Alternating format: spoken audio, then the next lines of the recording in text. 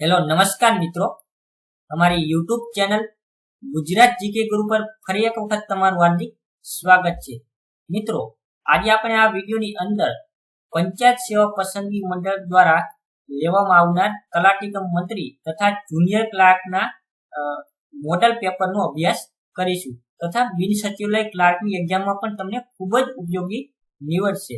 મિત્રો, તમે અમારી યુટ્યુબ ચેનલ ગુજરાત જીકે ગુરુને હજી સુધી સબસ્ક્રાઇબ ન કરી તો નીચે વિડીયોની નીચે લાલ કલરનું સબસ્ક્રાઇબ બટન હશે, તે દબાવીને સબસ્ક્રાઇબ કરી દો તથા બાજુના બેલ આઇકન પર ક્લિક કરી દો, જેથી કરીને અમારા નવા વિડીયોની નોટિફિકેશન તમને ઝડપથી મળતી રહેશે. તથા આ વિડીયોને લાઈક કરો, શેર કરો અને તમારો કોઈ ડાઉટ હોય, કોઈ મૂંઝવતા પ્રશ્ન હોય તો અમને કોમેન્ટમાં જરૂર બતાવો.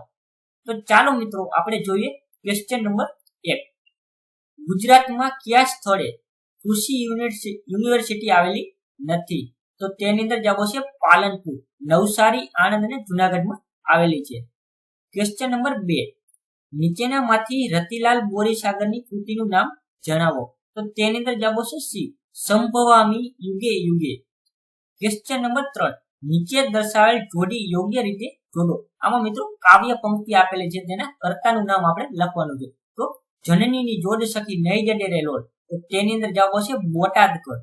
ત્યારબાદ યા હોમ કરીને પડો ફતે છે આગે, તો તેમ આવશે નર્મદ. ત્યારબાદ વાગે છે રે વાગે છે વૃંદાવન મોરલી વાગે છે, તેમ આવશે મીરાબાઈ. પાન લીલું જોઈને તમે યાદ આવ્યા, તો તેમ આવશે હરીન્દ્ર દવે. Question number 4. માન ચતુર અને ધર્મલક્ષ્મી એ કઈ નવલકથાનો અંશ છે? તો તે છે સરસ્વતી ચંદ્ર નવલકથાનો અંશ છે. મિત્રો, આ સરસ્વતી ચંદ્ર નવલકથા છે તે કોના દ્વારા લખવામાં આવી છે તે કોમેન્ટની અંદર અચૂક બતાવો. Question number 5. ગુજરાતી સાહિત્ય પરિષદ દ્વારા કયું સામયિક પ્રકાશિત કરવામાં આવે છે? તો તેની અંદર જવાબ છે સી, પરબ પ્રકાશિત કરવામાં આવે છે. Question number 6. ગુજરાતી ભાષાનો સૌપ્રથમ શબ્દકોશ કોના દ્વારા તૈયાર કરી પ્રકાશિત કરવામાં આવ્યો હતો? તો તેની અંદર જવાબ છે ડી, નર્મદ દ્વારા પ્રકાશિત કરવામાં આવ્યો હતો. Question number 7. રંગ તરંગ ભાગ 1 થી 6 ના લેખક કોણ છે? તો તેના લેખક છે જ્યોતિન્દ્ર હરિશંકર દવે. Question number 8. કવિ વીર નર્મદનો જન્મ કયા શહેરમાં થયો હતો? તો તે થયો હતો સુરતની અંદર જન્મ થયો હતો. મિત્રો, પ્રેમાનંદનો જન્મ છે તે વડોદરામાં થયો હતો. એટલે આ બે ની અંદર કન્ફ્યુઝન ન થાય તે ધ્યાન રાખવું. Question number 9. નીચે દર્શાવેલા જોડકા યોગ્ય રીતે જોડો. તો આમાં નવલકથા અથવા કૃતિ આપેલી છે, તે કોના દ્વારા લખવામાં આવી છે તે આપણે જોડવાના છે.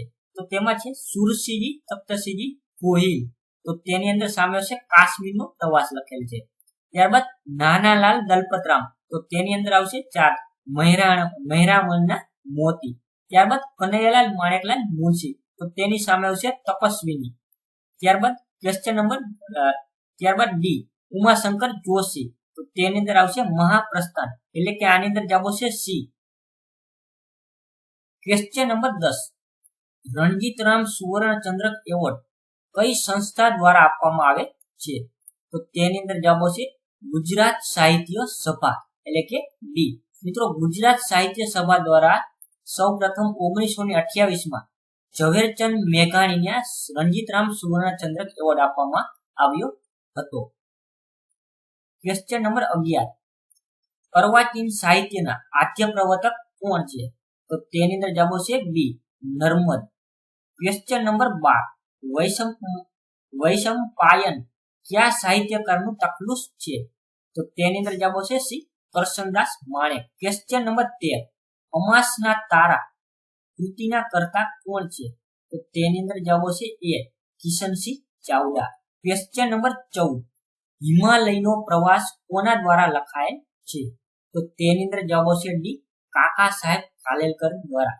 મિત્રો, કાશ્મીરનો પ્રવાસ કહે તો તેની અંદર આવશે કવિ કલાપી. એટલે આ બે ની અંદર કન્ફ્યુઝન ન થાય તે ધ્યાન રાખવું. હિમાલયનો પ્રવાસ કાકા સાહેબ કાલેલકર અને કાશ્મીરનો પ્રવાસ કવિ કલાપી. Question number 15. ગુજરાત સાહિત્ય એકેડમી દ્વારા કયું માસિક બહાર પાડવામાં આવે છે? તો તે બહાર પાડવામાં આવે છે શબ્દ સૃષ્ટિ. Question number 16. કેવલ્ય ગીતાના સર્જકનું નામ જણાવો. તો તેની અંદર જવાબ છે અપો, જ્ઞાની કવિ અપો. ક્વેશ્ચન નંબર 17, સંધિ છોડો. ખીન, તો તેની અંદર જવાબ છે એ ખીદ વત્તા ન, એટલે ખ માં હસ્વય આવશે અને દ ખોડો આવશે પ્લસ એન. ક્વેશ્ચન નંબર 18, વાછરડું જોયા વિના દૂધ દોવા દેતી ગાય. શબ્દ સમૂહ માટે એક શબ્દ આપો. તો તેની અંદર જવાબ છે બી કૌલી. ક્વેશ્ચન નંબર 19, નરસિંહ શબ્દનો સમાસ ઓળખાવો. તો તેની અંદર જવાબ છે સી કર્મધારાય. ક્વેશ્ચન નંબર 20, ઉદ્ધિ શબ્દનો સાચો સમાનાર્થી શબ્દ જણાવો. તો તેની અંદર જવાબ છે ડી અબ્ધિ. ક્વેશ્ચન નંબર 21, ભાઠો તળપદા શબ્દનું શિષ્ટ રૂપ આપો. તો તેની અંદર જવાબ આવશે એ પથ્થરો. ક્વેશ્ચન નંબર 22, રેખાંકિત પદનો કૃદંતનો પ્રકાર શોધી જણાવો. મિથુન જમીને ફરવા જતો, એટલે કે પહેલા મિથુન જમીને પછી ફરવા જતો, તો તેની અંદર આવશે સંબંધક કૃદંત. ક્વેશ્ચન નંબર 23, અતડું શબ્દનો સાચો વિરુદ્ધાર્થી શબ્દ વિકલ્પોમાંથી શોધો.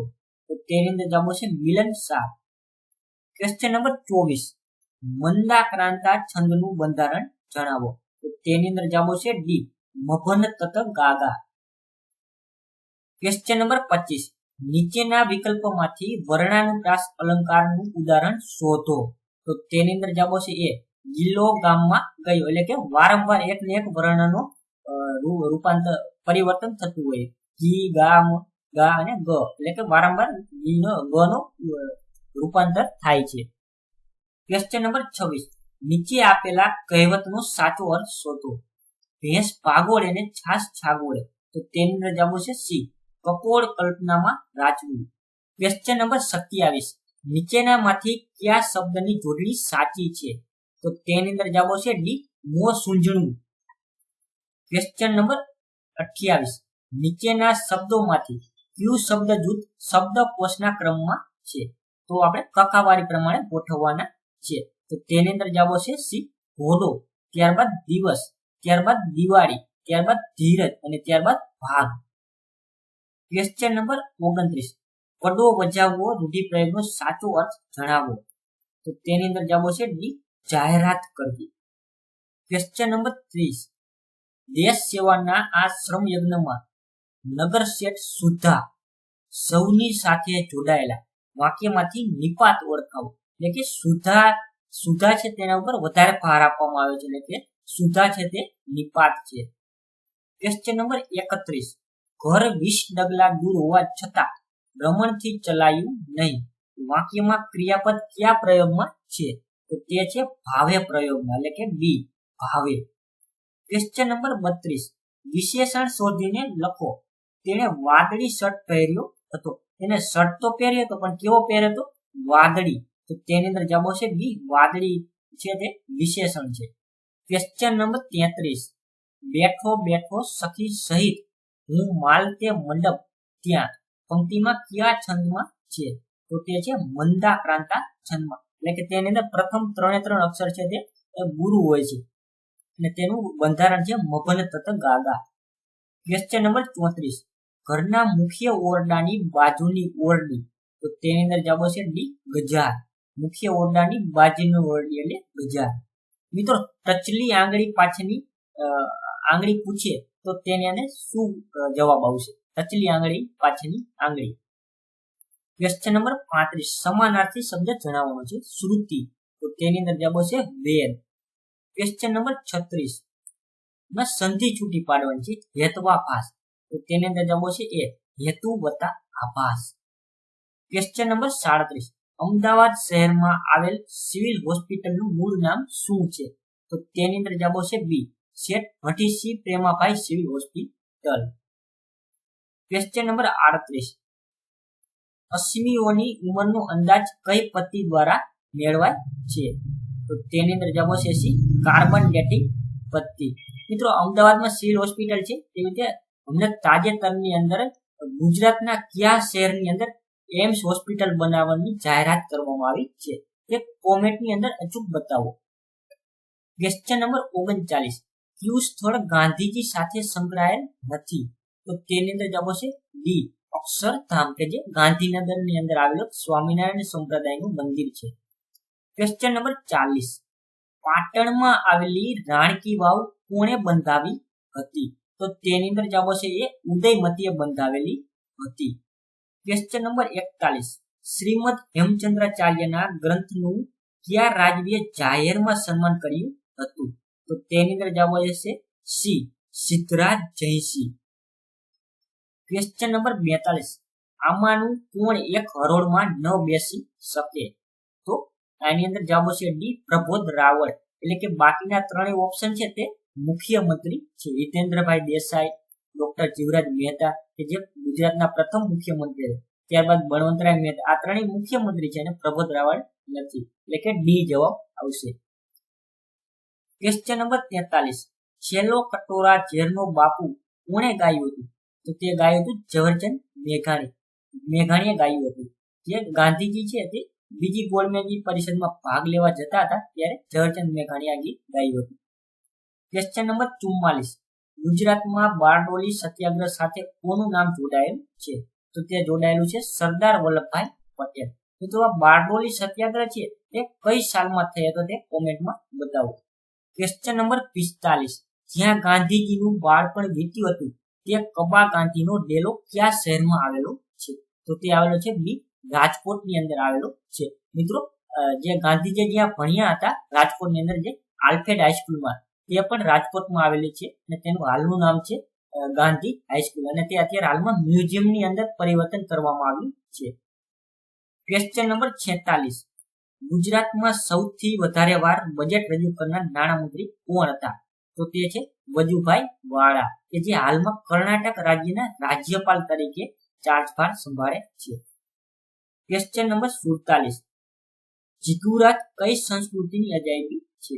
તો તે છે બેબીલોન સંસ્કૃતિની અજાયબી છે. મિત્રો આ બેબીલોન સંસ્કૃતિ છે તે કયા દેશમાં હતી તે કોમેન્ટમાં બતાવો. Question number 48. ચીનની મહાન દિવાલ બંધાવનાર રાજાનું નામ શું છે? તો તે છે બી સમ્રાટ સિંહ હવાંગ, કે જેને ચીનની મહાન દિવાલ બંધાવી હતી, જે ચંદ્ર પરથી પણ દેખાય છે. Question number 49. ટીપુ સુલતાન ક્યાંનો રાજવી હતો? તો તેની અંદર જવાબ આવશે ડી મૈસૂરનો રાજવી હતો. મિત્રો જો તમને આ વિડીયો સારો લાગ્યો તો શેર કરવાનું ના ભૂલતા, લાઈક કરવાનું ના ભૂલતા. જય હિન્દ મિત્રો.